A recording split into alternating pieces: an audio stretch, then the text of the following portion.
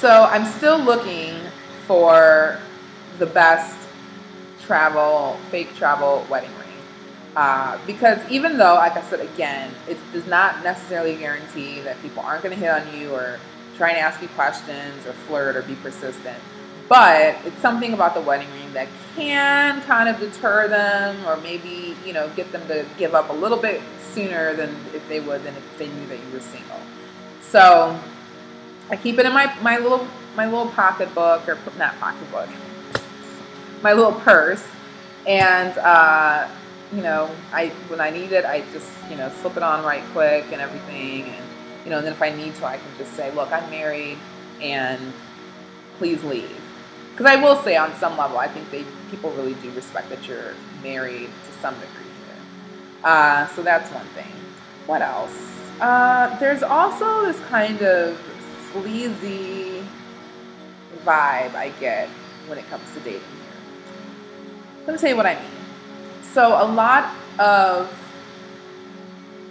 I don't want to just talk about a whole continent, but there definitely is a certain admiration that people in Indonesia, as well as other Southeast Asian countries have, and other Asian countries have, for white men.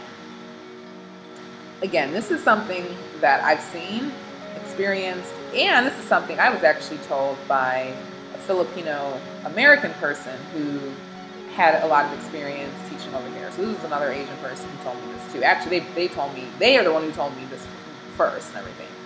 So there is this vibe that, like, this white man is going to save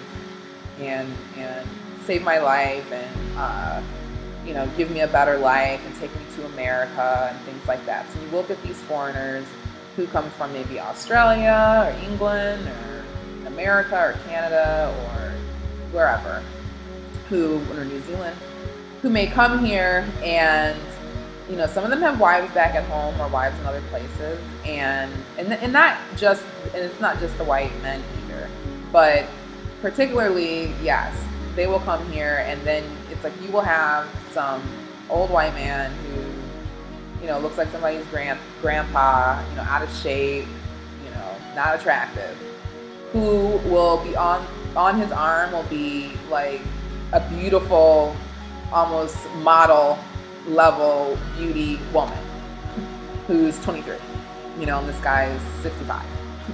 And I mean, it's a sight to see. I mean, I think it's one thing even when you just see it in the United States sometimes, and it's just, it catches your eye. But you see it all the time, especially when you go to certain expat restaurants and lounges and things like that. So, and then of course, it's like with the hopes in the back of their mind that this guy is going to, take me to his country, and I'm going to leave Indonesia. So, and it's not just Indonesians, it's Filipino women and Chinese women, etc. And I've actually talked to a few. I think it's a few Filipino and Indonesian women who I talked to one time who were part of this expat group that I belong to, and they were sharing like, oh, I went to like Mike took me to the movies, and they're sharing these stories, and like some of these guys are like treating these women like garbage, just kind of like, oh yeah, he made me pay, or like, oh, he stood me up, or he's seeing another woman, and all of this. But I guess like they can kind of get away with this stuff here. So all that to say is, sometimes when I do go, I don't really go out like that, here at all. But like I said, every now and then I'll get invited to like some kind of dinner, with some people, and maybe we'll go out, grab a drink, or like we'll listen to music or something after dinner. Or I'll go to these networking events monthly, and then that's kind of when I see and hear certain things, and kind of, like I said, it's kind of this like sleazy vibe, because it feels like almost like a meat market, sometimes.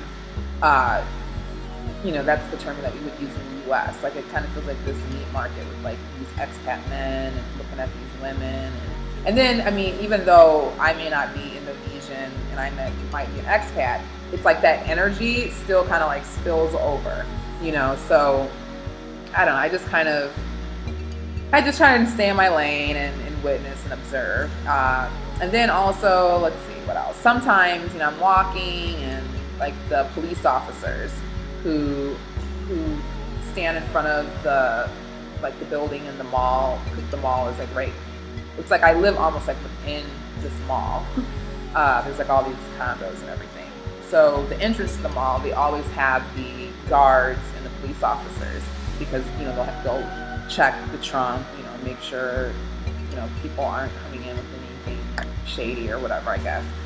So you know I'm walking and you know they'll you know, hey miss, hello miss, and then you know everything, and whistling, and you know they try and flirt and do everything like that. But yeah, I know they're flirting, and I know men are saying things sometimes. I mean, I always understand, but I don't really quite know yet, like what the Indonesian like game, like what the game that these guys have, or you know how they, you know, hit on women or what, you know. But otherwise, you know, people are nice. I mean, it's pretty safe. It's relatively safe around here. I mean, you can walk around at night, even through, you know, like certain areas.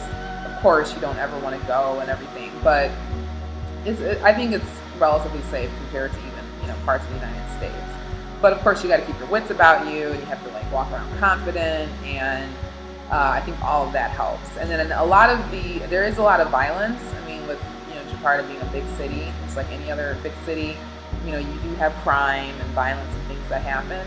But I will say, I mean, unfortunately, it happens mostly to like Indonesian on Indonesian.